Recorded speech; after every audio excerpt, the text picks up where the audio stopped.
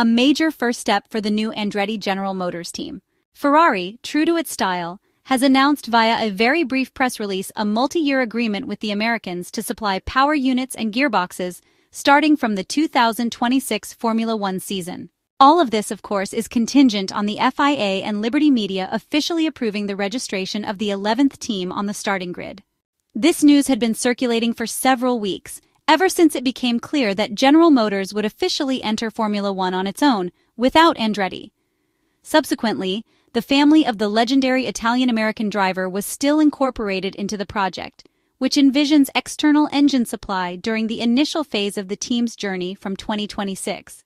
However, this came after the departure of Michael, son of the former Ferrari driver who, it seems, was not well regarded by prominent figures in Formula One, perhaps due to his fiery and direct personality, which was not appreciated.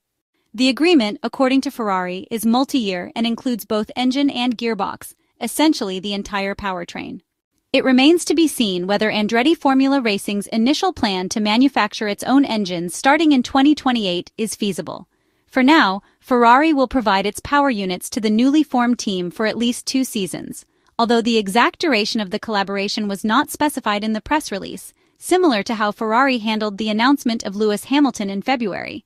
For Andretti General Motors Cadillac, hopefully, the definitive name of the team will be clarified soon, as it currently seems to be Andretti Formula Racing. To avoid further confusion, this is a crucial first step.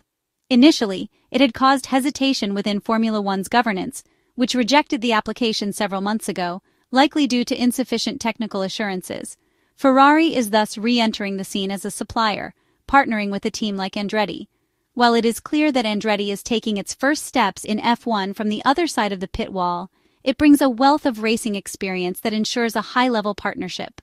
It is not yet clear whether Dallara will be involved in designing the chassis, as it already does for Haas.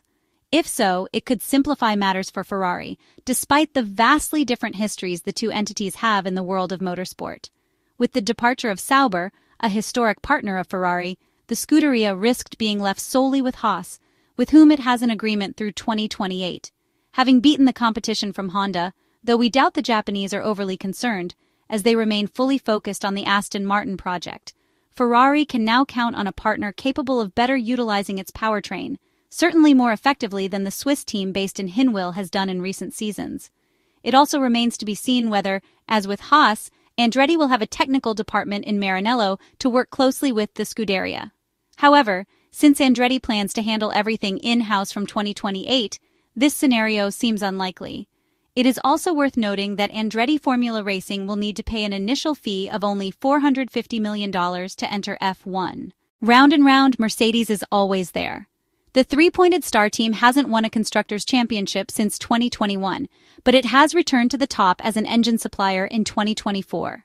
A mere 2-year drought for the high-performance powertrains division in Brixworth, which, since the introduction of hybrid turbo power units 1 decade ago, has claimed 9 out of the 11 championships available.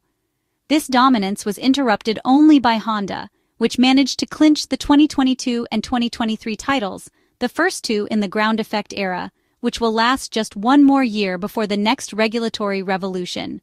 The 2026 Formula One regulations will bring sweeping changes not only to aerodynamics and mechanics, but also to engines. For this reason, some fear the return of a so-called engine formula, as happened in 2014 when the German engine supplier better exploited the emerging rules, securing an advantage that persisted for years. Unverified and unverifiable rumors suggest that the Mercedes 6-cylinder engine, now without the MGUH generator, is already delivering highly promising results on test benches. However, for now, this remains mere speculation, as engine departments are impregnable fortresses from which no information leaks and into which the prying eyes of the press cannot penetrate. It is reasonable to imagine, however, that the three-pointed star will not be caught unprepared, given that it has proven itself to be the true dominator of the hybrid turbo era, and has even managed to excel with a customer team, especially in a regulatory freeze that seemed to favor Honda. This indicates that the engines were up to the task and that perhaps the cars were not fully able to exploit them.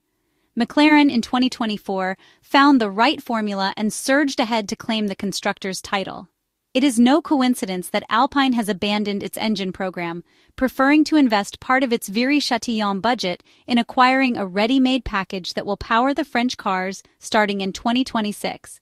These cars will lose their nationalistic identity, but will undoubtedly rely on ready-to-use power units.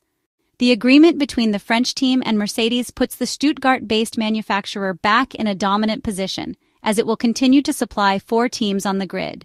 The only entity capable of counterbalancing this is Ferrari, which a few days ago formalized its agreement with Cadillac. This will certainly be a transitional partnership, as the American manufacturer, part of General Motors, prepares to produce its own V6 engine. This is expected to happen in 2028, but there are no guarantees on this timeline. The agreement could therefore even extend beyond that deadline.